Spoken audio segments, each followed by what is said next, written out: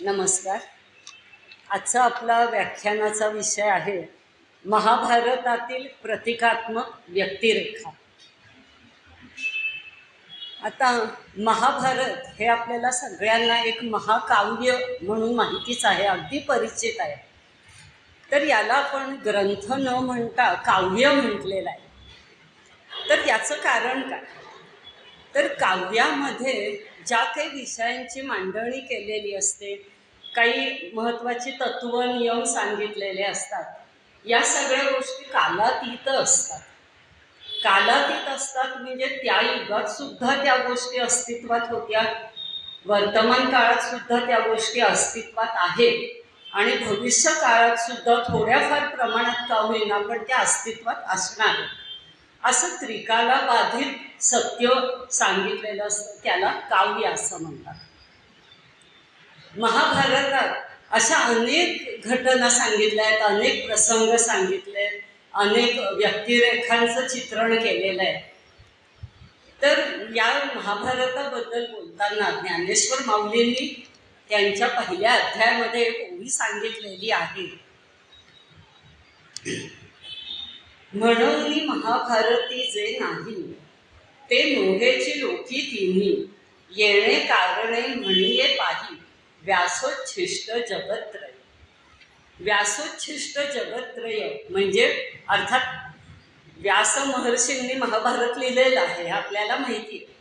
तर महाभारतामध्ये तिन्ही लोकांमध्ये म्हणजे स्वर्गलोक, मृत्यूलोक आणि पाताळलोक, या तिन्ही लोकांमध्ये ज्या ज्या गोष्टी आहेत त्या सगळ्यांचा उल्लेख महाभारतात आलेला आहे. किंवा त्याच्या उलट महाभारतात ज्या गोष्टीचा उल्लेख आलेला नाही आहे अशी गोष्टच या तिन्ही लोकात नाही. महाभारतानंतर जे जे वाङ्मय निर्माण झालेलं आहे त्या सगळ्याला त्यांनी व्यासांचं उच्छिष्ट म्हटलेलं आहे. म्हणजे व्यासांनी ज्या वर्णन जेवढं केलेलं आहे त्याच्या बाहेरचं अजून वाङ्मयामध्ये आलेलंच नाही आहे कोणतं. या अर्थाने त्याला व्यासोच्छिष्ट असं म्हटलेलं आहे. आता महाभारत म्हटलं की आपल्या डोळ्यापुढे पहिल्यांदा कुरुक्षेत्रावरचं युद्ध उभं राहतं, कौरव आणि पांडवांचं युद्ध. कुणी त्याला भाऊबंदकी असं नाव दिलंय, कुणी त्याला कुटुंबातला कलह म्हटलेला आहे. पण खरं म्हणजे हे माणसांमधलं युद्ध नसून दोन प्रवृत्तींमधलं युद्ध आहे, दुष्ट प्रवृत्ती आणि सुष्ट प्रवृत्ती. तर प्रवृत्ती म्हणजे काय हे आधी आपण पाहूया. आपण असं बोलता बोलता सहज म्हणतो की अमुक एक माणसाचा स्वभाव चांगला आहे, अमुक एक माणसाचा स्वभाव वाईट आहे. तर स्वभाव म्हणजे काय नक्की? तर स्वभाव म्हणजे त्याचा स्वतःचा भाव. हा जो भाव आहे, अर्थात भाव म्हणजे त्याच्या मनातले विचार, त्याने ठरवलेले स्वतःसाठीची काही तत्व असतील, काही नियम असतील, त्याचं विचारांबरोबर त्याचं आचरण, या सगळ्या गोष्टींवरनं आपण त्याचा स्वभाव ठरवत असतो. आता स्वभाव आणि सवय याच्यामध्ये सुद्धा फरक आहे. सवयी काय होतात की माणूस ज्या परिस्थितीमध्ये वाढतो, त्याचे आई वडील, कुटुंबातल्या व्यक्ती किंवा आजूबाजूच्या समाजातल्या व्यक्ती त्याच्यावर काही संस्कार करत असतात.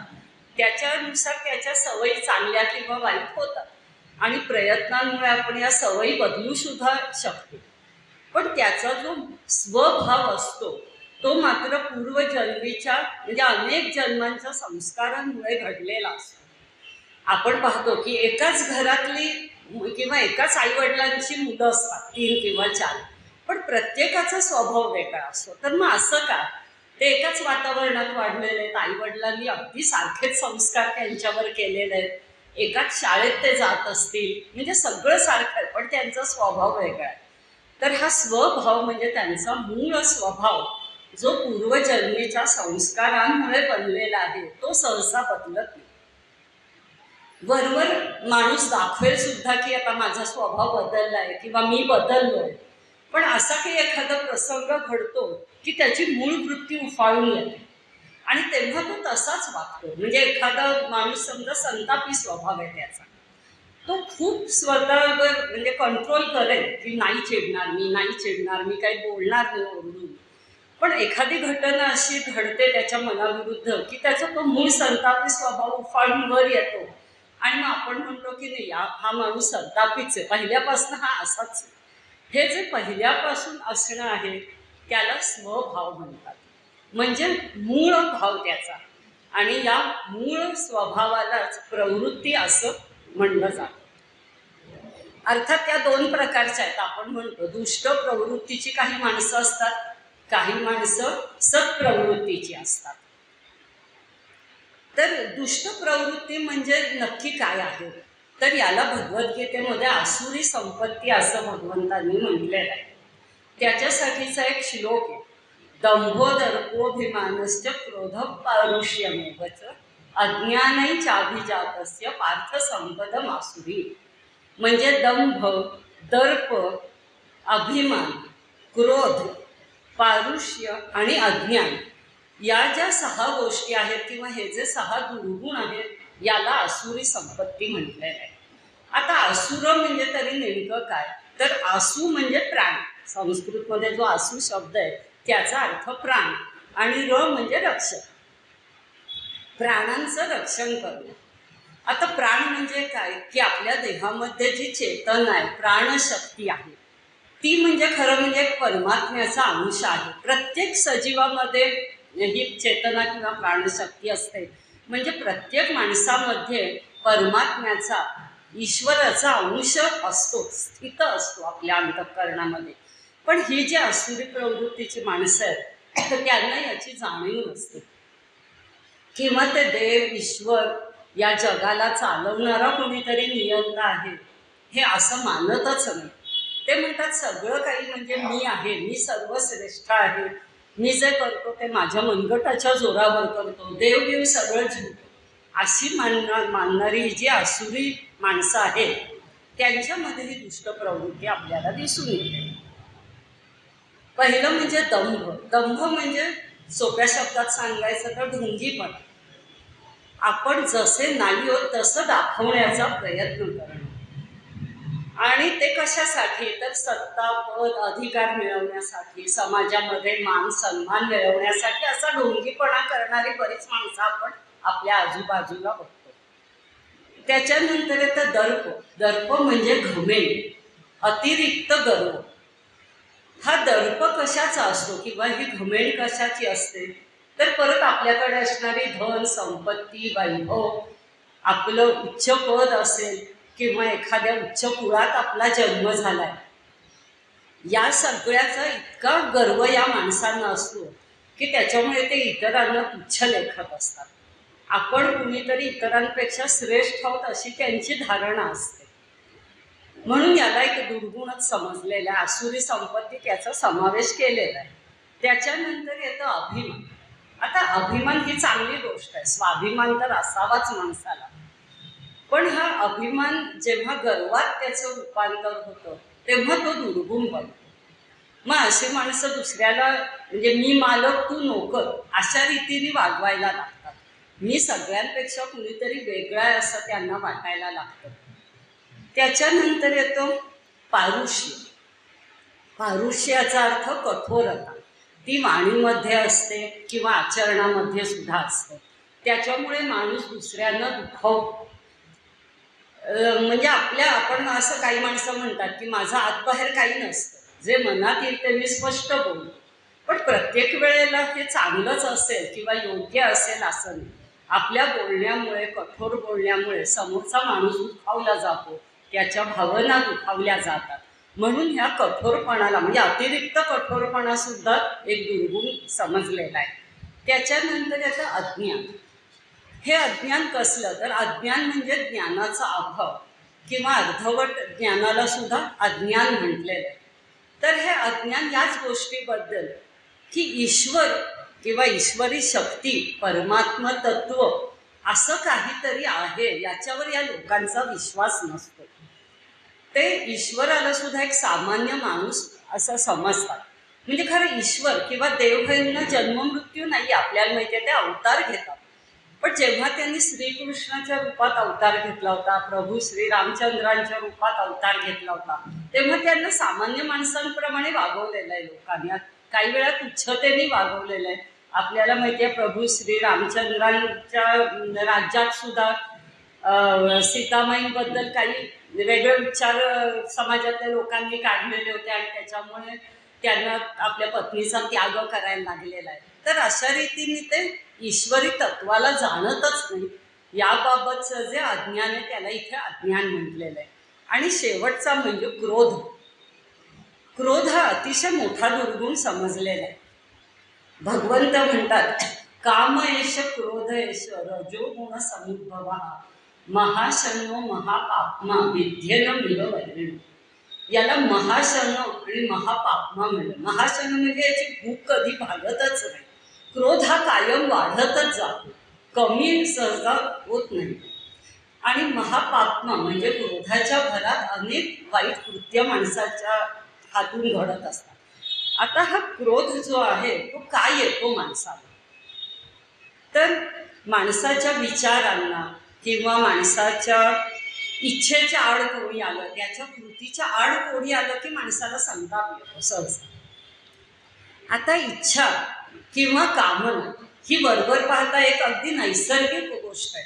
आपण जेव्हा एखादी चांगली गोष्ट बघतो तेव्हा सहज आपल्या मनात येतं की ही गोष्ट आपल्याला मिळाली तर किती छान. मग अगदी ते एखादी फुलं जरी असली बागेतली तरी नुसतं पाहून आपलं समाधान होत नाही. आपल्याला वाटतं आपल्या घरातल्या देवावरती व्हावं तर मला बरं वाटेल जास्त. म्हणजे चांगली गोष्ट ही आपल्याला मिळायला पाहिजे, ही झाली कामना. मग आता ती जर मला सरळ मार्गाने मिळत नसेल तर वाटेल त्या मार्गाला जाऊन मिळवण्याची जेव्हा इच्छा आपल्या मनात उत्पन्न होते तेव्हा त्या कामनेचं किंवा इच्छेचं रूपांतर आसक्तीमध्ये होतं. मग माणूस कोणत्याही थराला जाऊन ती वस्तू मिळवण्याचा प्रयत्न करतो. आणि ही आसक्ती एखाद्या, मग ती वस्तू असेल, घटना असेल, परिस्थिती असेल किंवा व्यक्ती असेल, याबद्दलची आसक्ती मनात निर्माण झाली की मनुष्य काही वेळा वाममार्गाने सुद्धा ती गोष्ट मिळवण्याचा प्रयत्न करतो. आणि याच्या आड जर कुणी आलं, त्याला अडवायचा कुणी प्रयत्न केला की क्रोध उत्पन्न होतो. आणि मग तो त्या समोरच्या माणसाचं नुकसान नुसतं करून थांबत नाही, प्रसंगी त्याची हिंसा करायला सुद्धा मागे पुढे पाहत. तर ही आसक्ती जी आहे, म्हणजे ज्याला कामयश क्रोधयशमध्ये काम म्हटलेलं आहे, तो सुद्धा या सगळ्या दुर्गुणांचं मूळ कारण आहे. तर या आसक्तीचं प्रतीक कोण आहे, महाभारतातली कोणती व्यक्ती आहे, हे आपण पाहूयात. तर आपल्याला माहिती आहे की हस्तिनापूरचा राजा शंतनू सगळ्यांना परिचित आहे. खरं तर हा अतिशय पराक्रमी आणि प्रजाहित दक्ष असा राजा होता. प्रजेवर त्याचं अतिशय प्रेम होतं, अतिशय उत्तम प्रकारे राज्य तो चालवत होता. पण राजा असल्यामुळे अर्थातच राजस सुख त्याच्यासाठी खूप महत्त्वाचं होतं. त्याची वृत्ती राजसी होती, म्हणजे प्रवृत्ती ही राजसी होती. आता राजस सुखाची सुद्धा व्याख्या गीतेमध्ये केलेली आहे. विषयेंद्रिय संयोगाद्य तदग्रे मृतोपम परिणामे विषमिव तत्सुखम राजसं.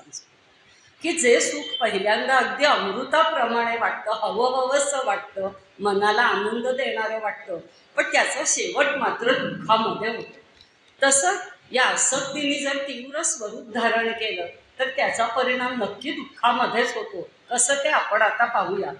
तर हा शंतनू राजा एकदा शिकारीला गेलेला असतो आणि तिथे एका जंगलामध्ये त्याची भेट गंगा नावाची, जी खरं म्हणजे शापित अप्सरा असते, तिच्याशी भेट झाल्यानंतर त्याच्या मनात अतिशय प्रेम निर्माण होतं तिच्याविषयी. हळूहळू त्या प्रेमाचं रूपांतर आसक्तीमध्ये होतं. आता काही करून ही मला पत्नी म्हणून मिळावी असा हट्ट त्याचं मन करायला लागतं. तो तिला रीतसर विवाहाची मागणी घालतो. तेव्हा ही जी गंगा आहे ती त्याला 2 अटी घालते की मी तुझ्याशी विवाह करीन, पण मला कोणत्याही कृत्याबद्दल तू जाब विचारायचा नाहीस, तू हे असं का करतेस असं कारण विचारायचं नाही, आणि मला अडवायचं नाही कोणत्याही गोष्टीसाठी. असं तू जेव्हा करशील त्या क्षणी मी तुला सोडून जाणार. हे तुला मान्य असेल तर मी तुझ्याशी विवाह करायला तयार आहे. आता या आसक्तीचा पडदा इतका त्याच्या विचारशक्तीवर पडतो की तो पुढच्या मागचा काहीही विचार करत नाही. आपण हिला वचन दिलं तर आपण ते जन्मभर पाळू शकू की नाही याचा विचार करत नाही. मनात एकच गोष्ट आहे की ही मला पत्नी म्हणून पाहिजे. म्हणजे आसक्तीने पूर्ण त्याच्या मनावर पगडा बसवलेला असतो. त्याच्यामुळे तो ताबडतोब तिची ती अट, दोन्ही अटी मान्य करतो. दोघांचा विवाह होतो. सुखाने ते मार्गक्रमण सगळं करत असतात. काही दिवसांनी वर्षांनी त्यांना पुत्रप्राप्ती होते. आणि एका रात्री तो बघतो तर त्याची पत्नी म्हणजे ही गंगा त्या लहानशा बाळाला घेऊन नदीकडे निघालेली त्याला दिसते. अतिशय त्याला आश्चर्य वाटतं की इतक्या रात्रीच्या वेळेस ती बाळाला घेऊन कुठे चालली आहे. म्हणून तो तिच्या मागे जातो आणि लांबनं बघतो तर ती त्या बाळाला नदीच्या प्रवाहात सोडून देते. त्याला अतिशय म्हणजे चीडसुद्धा येते, अतिशय आश्चर्य वाटतं, दुःख होतं, अनेक भावना मनात गर्दी करतात. आणि तो तिला विचारायला अडवायला जाणार तेवढ्यात त्याला तिने घातलेली अट आठवते की तू मला अडवलंस तर मी तुला सोडून जाणार. आता या सगळ्या राग असो, पुत्राविषयीचं प्रेम असो, कुतूहल असो, मनात अनेक प्रश्न त्याच्या मनात निर्माण झालेले असतात. पण या सगळ्यावर परत आसक्ती विजय मिळवते. पत्नीबद्दलची आसक्ती, तो त्याला प्रेम समजत असतो. अर्थात प्रेम त्याच्यासाठी सर्वस्व असतं आणि तो काही तिला अडवत नाही, माघारी येतो. असं 7 पुत्रांना ती एका मागोमागे जसे पुत्र होतात त्यांना नदीच्या प्रवाहात सोडून देते. पण हा काही तिला अडवू शकत नाही. म्हणजे आसक्तीमुळे मनुष्य किती हतबल होतो, त्याची सारासार विचारशक्ती कशी नष्ट होते हे आपल्याला इथून दिसतं. होता होता 8वा पुत्र होतो. परत ती एका रात्री त्याला घेऊन नदीच्या काठी जाते, नदीत त्याला सोडून देण्यासाठी जाते.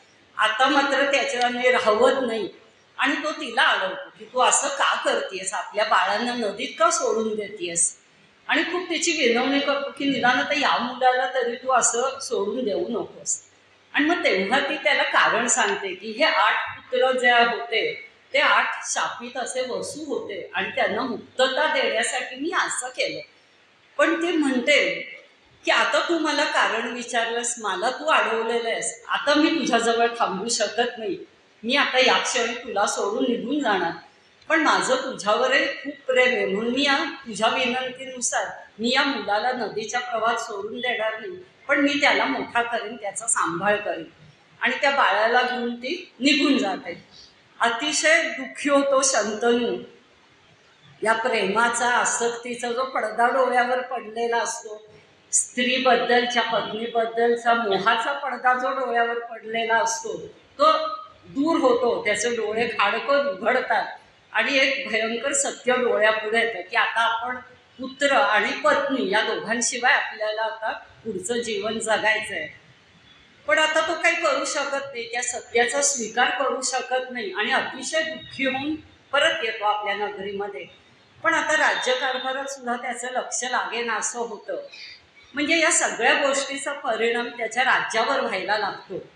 पण त्याचं नशीब इतकं चांगलं की परत काही वर्षांनी त्याला ती गंगा भेटते आणि आता त्यांचा तो मुलगा मोठा झालेला असतो. तिने त्याचं नाव गांगेय किंवा देवव्रत असं ठेवलेलं असतं, ज्याला आपण महाभारतामध्ये भीष्म म्हणून ओळखतो. ती त्या मुलाला त्याच्याकडे सुपूर्द करते.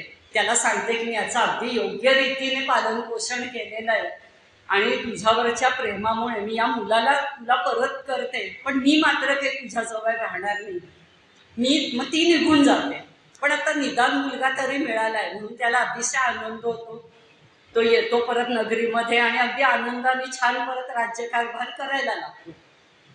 काही वर्ष जातात.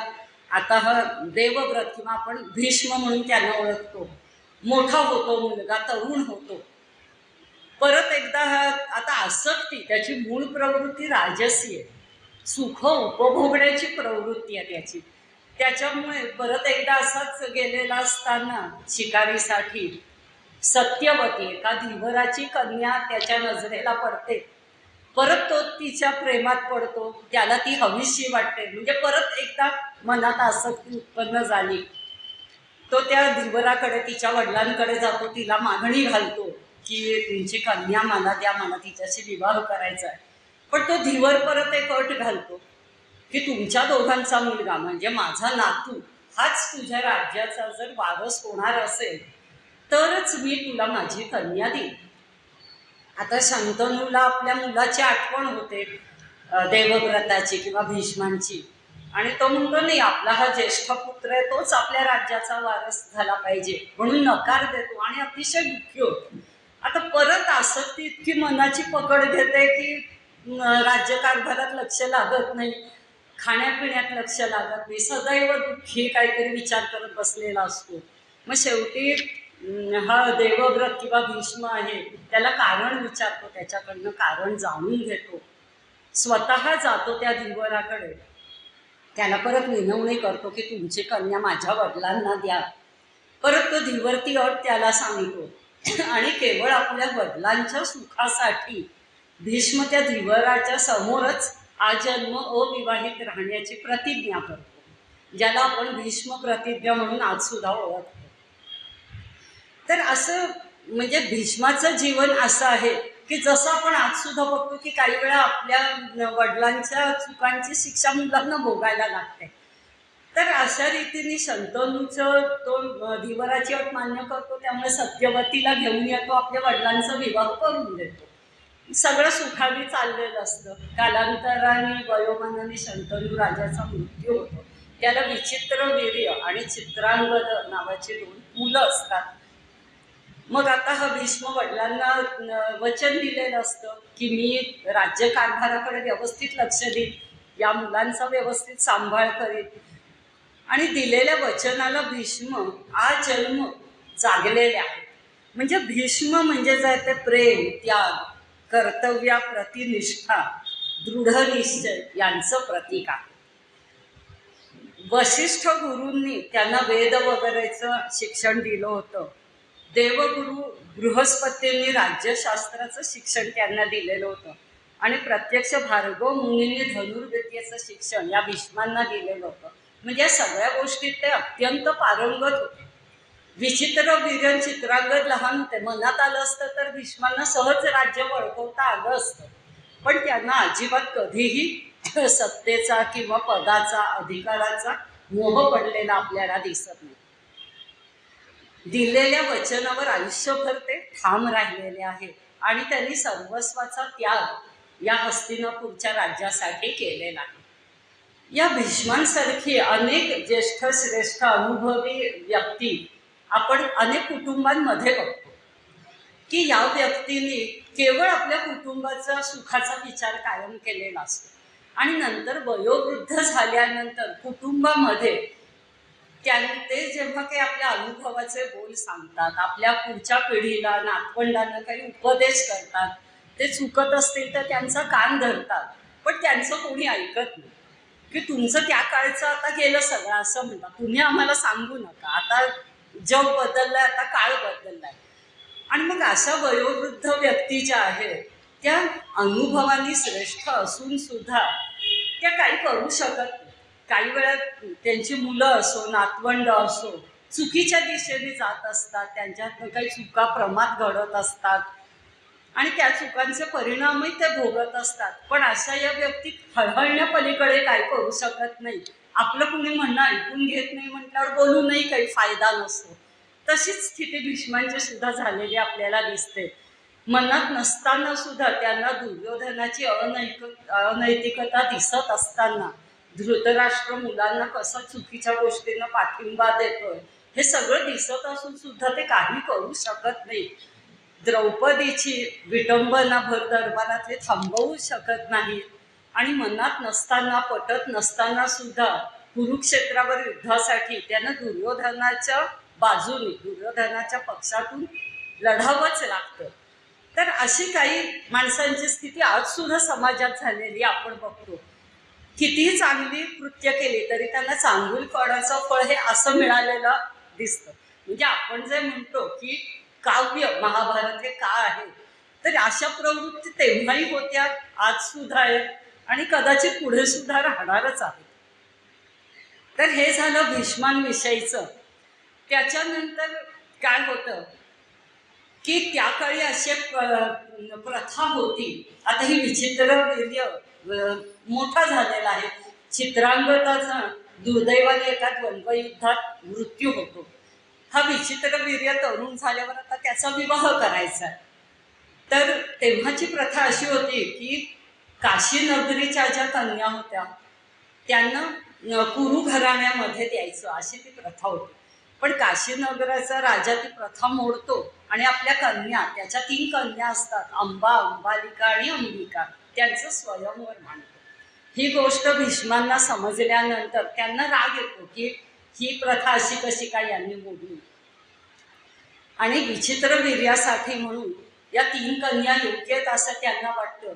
ते त्या काशीनगरामध्ये स्वयंवराच्या वेळेस जातात आणि तिघींना आपल्या रथात घालतात. अनेक राजांशी युद्ध करावं लागतं त्यांना, अर्थात सगळ्यांच्या बरोबरचे युद्ध ते जिंकतात आणि या तिघींना रथात घालून हस्तिनापूरला आणतात विचित्रवीर्यासाठी. इथे अंबा नावाची जी ती राजकन्या आहे काशीनगरीची, तिची गोष्ट सुरू होते की सूड भावना ही सुद्धा एक प्रवृत्ती आहे. अतिशय क्रोध, आपला कुणी अपमान केला की मनात सूड भावना जागृत होते आणि ती आयुष्यभर तशी राहते. काही वेळा पुढच्या जन्मात सुद्धा ती सूड भावना मनात तशीच राहिलेली पाहायला मिळते आपल्याला. अर्थात आपल्याला मागचे जन्म आठवत नाही, पण ती भावना तशीच राहिलेली असते. तर ही जी अंबा आहे तिच्या बाबतीत असंच घडतं. तिचं खरं म्हणजे शाल्व राजावरती प्रेम असतं आणि तीही गोष्ट त्याच्याशी विवाह ती करणार असते बरोमाला घालून, कारण स्वयंवर असतं ते. पण ऐनवेळी भीष्म येतात आणि तिला हस्तिनापूरला आणतात. त्यामुळे ती विचित्रवीर्याला आणि भीष्मांना सांगते की माझं असं असं शाल्व राजावर प्रेम येईल, मी याच्याशी विवाह करू शकत नाही.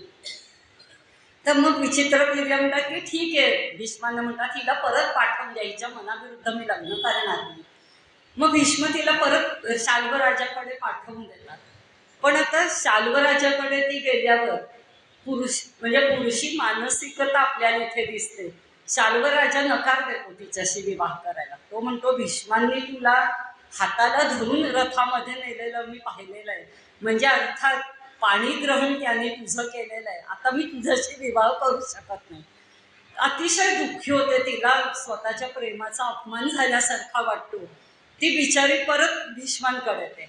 आता विचित्रवीर्याने नकार दिलाय, शाल्व राजाने सुद्धा तिला नकार दिलाय. ती भीष्मांना म्हणते तुम्ही आता माझ्याशी विवाह करा. भीष्म म्हणतात नाही बा, मी अशी प्रतिज्ञा घेतली आजन्म विवाहित राहण्याची, मी काही तुझ्याशी विवाह करू शकत नाही. आता मात्र ती भयंकर तिला संताप येतो आणि अपमानाने ती अगदी म्हणजे अतिशय क्रोध मनात जागृत होतो आणि ती मग भार्गव मुनींकडे जाते.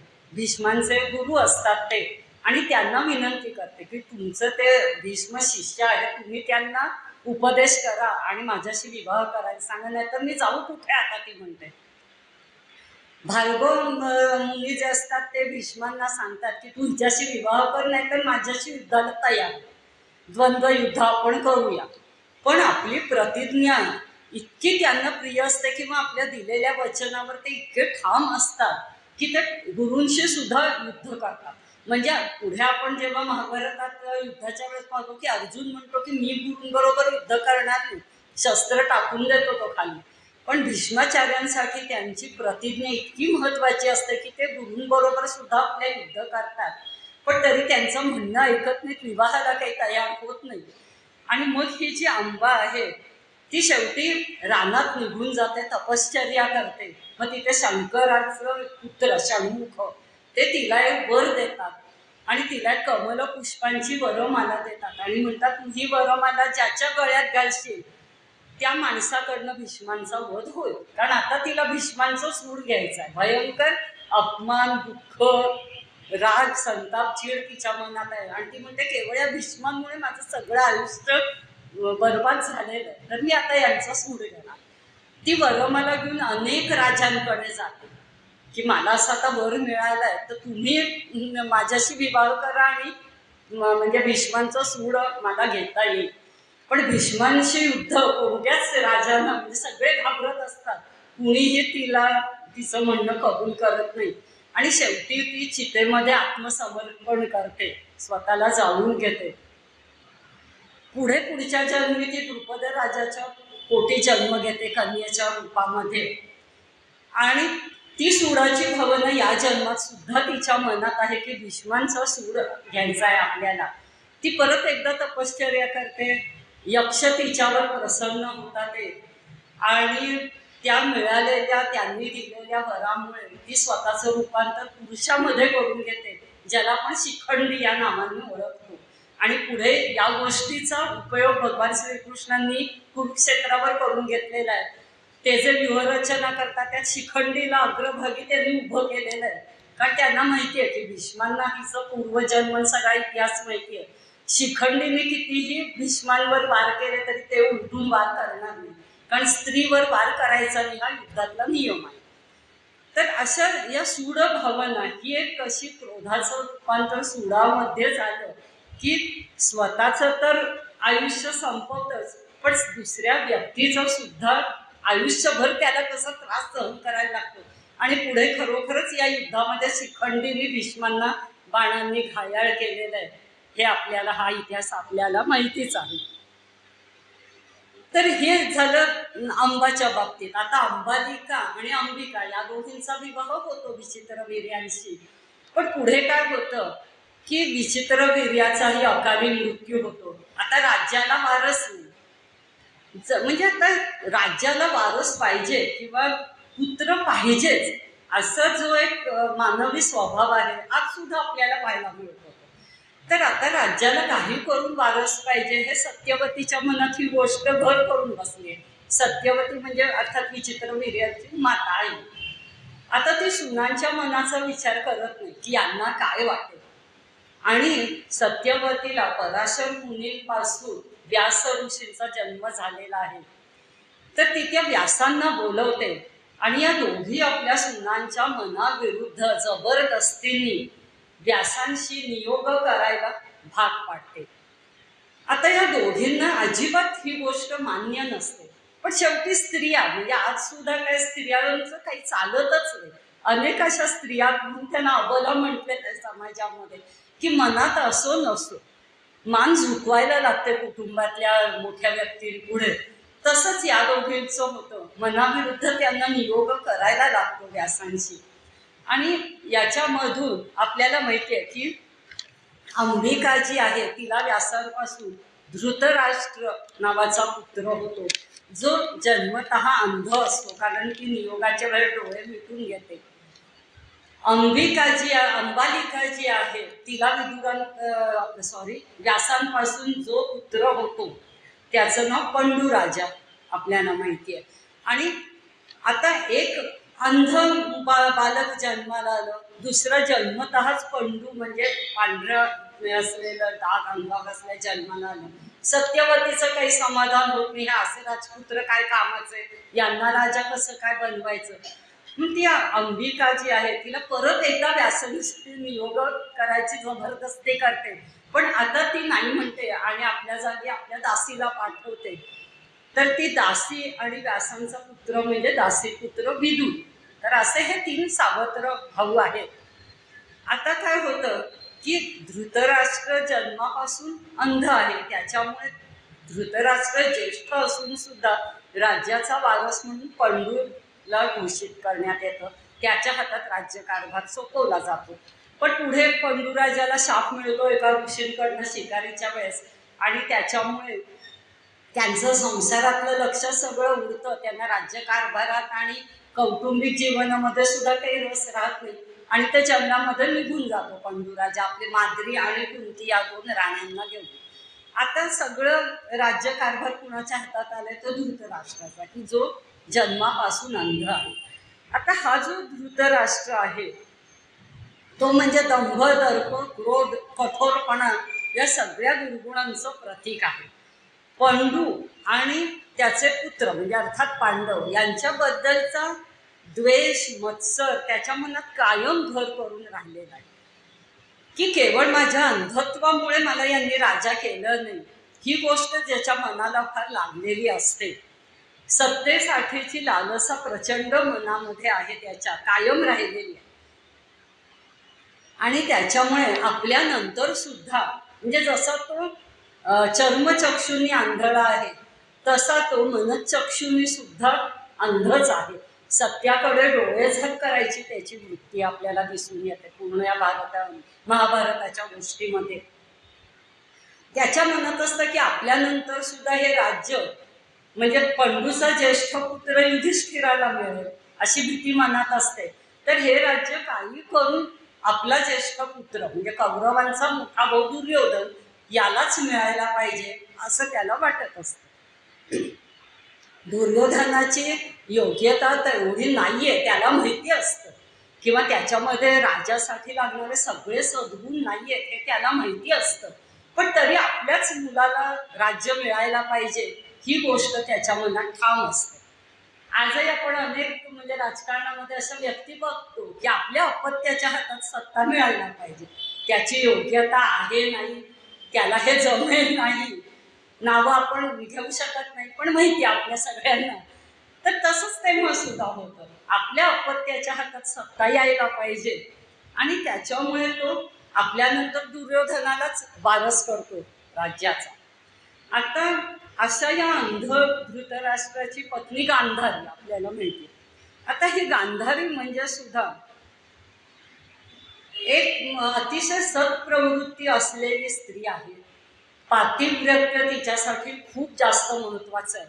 आणि विवाहाच्या वेळेस जेव्हा तिला कळतं आपले पती अंध आहेत तेव्हा ती स्वतःच्या डोळ्यावर सुद्धा पट्टी बांधून घेते की माझ्या पतीला जर जग पाहू शकत नाही ते तर मी सुद्धा जग बघणार नाही. आता ही डोळ्यावर बांधलेली पट्टी सुद्धा प्रतिकात्मक आहे. त्याच्यामुळे होतं काय, ती पतीचं अंधानुकरण करावं लागतं तिला. तिचं मात्र मनचक्षु उघडे असतात, तिला सगळं कळत असतं काय घडतंय राज्यामध्ये. आपले पती कसे आपल्या मुलाच्या चुकीच्या गोष्टींना पाठिंबा देत आहेत, पांडवांवर कसा अन्याय करतायत, त्यांचा कसा द्वेष करतायत, या सगळ्या चुकीच्या गोष्टी तिला दिसत असतात पण ती करू काही शकत नाही. आजच्या समाजात पण काही स्त्रिया अशा असतात की आपला नवरा चुकतोय, चुकीचं वागतोय, आपली मुलं वाईट मार्गाला लागतायत, हे सगळं दिसत असतं पण त्या हतबल असतात, त्या करू काहीच शकत नाही, हातामध्ये सत्ता नसते त्यांच्या. तसंच प्रत्यक्ष गांधारीच्या हातात काहीच सत्ता नाही. उलट पक्षी तिने जर डोळ्यावर पट्टी बांधून घेतली नसती, डोळसपणे राज्यकारभार केला असता, जसं आपल्या डोळ्यापुढे अहिल्याबाई होळकर जिजाऊ माता यांची उदाहरणं आहेत की त्यांनी अतिशय डोळसपणे मुलांना वाढवलेलं आहे, राज्यकारभार केलेला आहे, तर हे महाभारत पुढचं घडलंच नसतं. पण गांधारीने तसं केलेलं दिसत नाही, तिने स्वतःच्याही डोळ्यावर पट्टी बांधून घेतलेली आहे आणि शेवटी त्यामुळे तिचं आपल्या मुलांचं झालेलं अधःपतन तिला पाहायला लागलेलं आहे. 100 पुत्रांचा मृत्यू सहन करायला लागलेला आहे, संपूर्ण कुळाचा नाश तिच्या डोळ्यादेखत झालेला आहे. ती काही करू शकत नाही, म्हणजे दुःखी हतबल माता अशी राहते शेवटी गांधारी. स्वतः एक स्त्री असून आपल्या सुनेची द्रौपदीची भर दरबारात विटंबना होत असलेली तरी ती थांबवू शकलेली नाहीये. याचं कारण तेव्हाही स्त्रीच्या हातात सत्ता नव्हती, आज सुद्धा नाही, पुढचं माहीत नाही आपल्याला. तर या दोघांचा मुलगा अर्थात गांधारी आणि धृतराष्ट्र, 100 कौरवांचा मोठा भाऊ दुर्योधन, याच्याकडे आपण येऊया. हा जो दुर्योधन आहे त्याच्यामध्ये धृतराष्ट्राच्या या ज्या सगळ्या वाईट प्रवृत्ती आहेत त्या परावर्तित झालेल्या होत्या. आता हा जो दुर्योधन आहे त्याचं जर एका शब्दात वर्णन करायचं झालं तर आतताई असा तो शब्द आहे, त्याच्यात आपण त्याचं वर्णन करू शकतो. आतताई या शब्दाचा अर्थ असा आहे, किंवा आतताई अशा व्यक्तीला म्हणतात की जी व्यक्ती दुसऱ्या एखाद्या व्यक्तीचा अग्नीत जाळून मारण्याचा प्रयत्न तिला करते, किंवा हातात शस्त्र घेऊन एखाद्या व्यक्तीला मारण्याचा प्रयत्न करते, किंवा अन्नातून विषबाधा करून त्या व्यक्तीला मारण्याचा प्रयत्न करते, किंवा दुसऱ्या व्यक्तीची स्त्री, भूमी आणि धन याचं अपहरण करते. यापैकी एकही गोष्ट जरी त्या व्यक्तीने केली तरी तिला आतताई म्हणतात. आणि दुर्योधनाने या सहाही गोष्टी केलेल्या आपल्याला माहिती आहे. त्यांनी भीमाला लाडूंमध्ये विष कालवून मारण्याचा प्रयत्न केला होता, पांडवांना लक्षागृहामध्ये जिवंत जाळण्याचा प्रयत्न केलेला होता, हातात शस्त्र घेऊन तर तो कायमच पांडवांशी युद्ध करायला तयार होता. पांडवांची पत्नी द्रौपदी तिची भर दरबारात त्यांनी विटंबना करण्याचा प्रयत्न केला होता आणि पांडवांचं राज्य आणि त्यांचं धन सर्वस्वाचं त्यांनी कपटाने अपहरण करून त्यांना वनवासात पाठवलं होतं. तर अशा या दुर्योधनाच्या अंगात हे सहाही आतताई माणसाचे जे दुर्गुण आहेत ते पूर्णपणे आलेले होते. आणि अर्थात शेवटी त्याचंही अधःपतन झालेलंच आपल्याला पाहायला मिळतं. आता त्याचं अधःपतन होण्यासाठी आणखीन एक कारण म्हणजे त्यांनी निवडलेला आयुष्यातला मार्गदर्शक. त्यांनी कुणाला आयुष्यात मार्गदर्शक निवडलं होतं तर आपल्या शकुनी मामाला. आपल्याला माहिती आहे गांधारीचा भाऊ, गांधार देशाचा जो सुबल राजा होता त्याचा मुलगा म्हणजे शकुनी. हा शकुनी अतिशय कपटी होता, खुनशी होता, आसुरी वृत्तीचा होता. त्याने आपल्या पित्याची हत्या करून त्याच्या हाडांपासून द्यूत खेळण्यासाठी सोंगट्या बनवलेल्या होत्या अशी कथा आहे. इतका वाईट वृत्तीचा तो होता.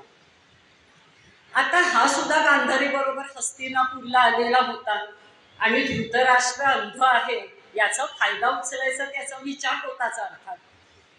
आता त्याचा भाचा दुर्योधन. आता खरं म्हणजे मामा आणि भाचा यांच्यामधलं नातं इतकं गोड आहे, खरं म्हणजे इतकं छान नातं आहे ते.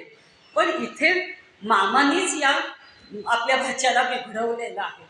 आता खरं म्हणजे कुटुंबातल्या मोठ्या व्यक्तींचं काम काय असतं किंवा ज्येष्ठ व्यक्तींचं कर्तव्य काय असतं की आपल्या पुढच्या पिढीला चांगलं घडवायचं. त्यांना चुकीच्या मार्गांवरनं ते जर जात असतील तर तिथून सन्मार्गावर आणायचा प्रयत्न करायचा, त्यांच्या अवगुणांना आवर घालायचा, हे कुटुंबातल्या ज्येष्ठ व्यक्तींचं कर्तव्य आहे. पण शकुनी मामांनी काय केलं तर घडवायच्या ऐवजी दुर्योधनाला पूर्ण बिघडवलेलं आपल्याला पाहायला मिळतं. दुर्योधनाच्या बाजूने कपटाने त्यांनी द्यूत खेळलेलं आहे आणि युधिष्ठिराला हरवून त्याचं सर्वस्व लुटून पांडवांना वनवासात पाठवलेलं आहे.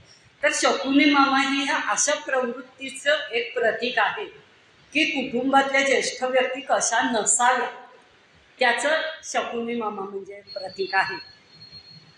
तर असं या मामाचा भाचा, अशा वडिलांचा पुत्र, त्याच्यामुळे सगळे दुर्गुण या दुर्योधनामध्ये आलेले आपण पाहिलेले आहेत आणि अतिशय कपटाने वागून त्यांनी पांडवांचं सर्वस्व लुटलेलं आहे.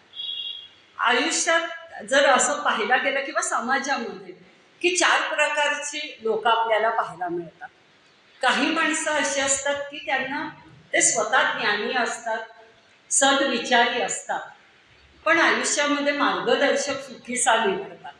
आणि म्हणजे जेव्हा कधी एखादा माणूस प्रॉब्लेममध्ये येतो, आता स्वतः त्या संकटातून बाहेर पडत नाही म्हणजे दुसऱ्याचा सल्ला घ्यायला जातो, दुसऱ्याचं मार्गदर्शन घ्यायला जातो की मी आता या संकटातून कसा बाहेर पडू. मग अशा वेळेस अशा कसोटीच्या क्षणी तुम्ही मार्गदर्शक कोणता निवडता याला अतिशय महत्त्व असतं. तुम्ही खूप चांगले आहात, पण तुम्ही जर चुकीचा मार्गदर्शक निवडला तर तुम्हाला चुकीच्या मार्गाने नेणार आणि तुमची प्रगती तर होणार नाही, उलट अधोगतीच होणार.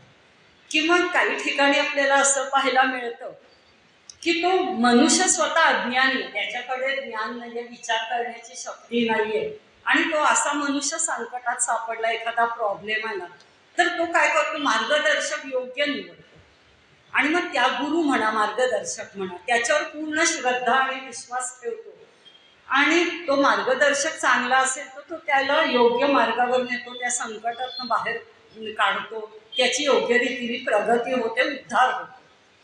काही ठिकाणी काय असतं की हा माणूसही स्वतः अज्ञानी आणि मार्गदर्शक सुद्धा अज्ञानी, अशी जोडी जर जुळली तर मात्र त्याचं अधोगती ठरलेली आहे, जसं या दुर्योधनाच्या बाबतीत झालं. तो अज्ञानी याचा अर्थ कसा, चांगल्या गोष्टींचं ज्ञान त्याला नव्हतं, पेक्षा ते जाणून घ्यायची त्याची वृत्ती नव्हती आणि त्यांनी मार्गदर्शक सुद्धा शकुनी मामासारखा चुकीचा निवडलेला आहे. त्यामुळे शेवटी दुर्योधनाचं पूर्ण अधःपतन झालेलं आपल्याला पाहायला मिळतं. आणि चौथा प्रकार असा आहे की माणूसही स्वतः चांगला आहे, ज्ञानी आहे, जिज्ञासू आहे आणि ऐन संकटाच्या वेळेस अगदी योग्य मार्गदर्शक निवडतो. जसं अर्जुनाने भगवान श्रीकृष्णांची मार्गदर्शक गुरु म्हणून निवड केली, अर्थात अर्जुनाचा स्वतःचा त्याने उद्धार करून घेतला, त्याचं स्वतःचं तर कल्याण झालं, संपूर्ण समाजाचं सुद्धा कल्याण झालं. तर म्हणून आयुष्यात कसोटीच्या क्षणी किंवा संकटाच्या वेळेस जेव्हा आपण हतबल होतो, आपल्याला कुठल्या तरी मार्गदर्शकाची गुरुची आवश्यकता भासते, तेव्हा अतिशय विचारपूर्वक गुरूंची सुद्धा निवड केली पाहिजे. कोण चांगलं कोण वाईट याची व्यवस्थित पारख करून विचारांती आपण त्या गुरुला ते स्थान दिलं पाहिजे. आणि मग मात्र त्याच्यावर पूर्ण विश्वास आणि श्रद्धा ठेवली तर आपण आपली प्रगती किंवा उद्धार करू शकतो. म्हणजे हे समाज म्हणून तेव्हा सुद्धा तसंच होतं आणि अजून सुद्धा अशा अनेक जोड्या आपल्याला आता सांगितल्या तशा पाहायला मिळतात. म्हणजे परत या प्रवृत्ती तेव्हा होत्या, आता सुद्धा आहेत, पुढे कदाचित कमी अधिक प्रमाणात पण असूच शकतील. त्याच्यानंतर तो दुर्योधनाचा मित्र कर्ण.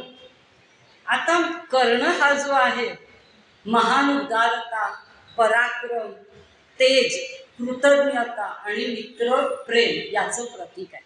अनेक चांगल्या गोष्टी कर्णामध्ये होत्या.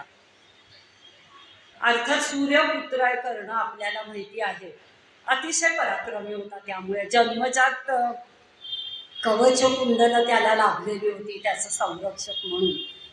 आणि उदारता त्याची इतकी होती, अनेक गोष्टी करण्याच्या उदारतेच्या आपल्याला माहिती आहे. पण सगळ्यात मोठी म्हणजे इंद्र जेव्हा ब्राह्मणाचा वेश घेऊन याचक म्हणून त्याच्या दारात येतो आणि त्याची कवच कुंडल मागतो, दान दे मला म्हणतो, तेव्हा काहीही विचार न करता क्षणात त्याने स्वतःची संरक्षक असलेली अशी कवच कुंडल सुद्धा इंद्राला दिलेली आहे.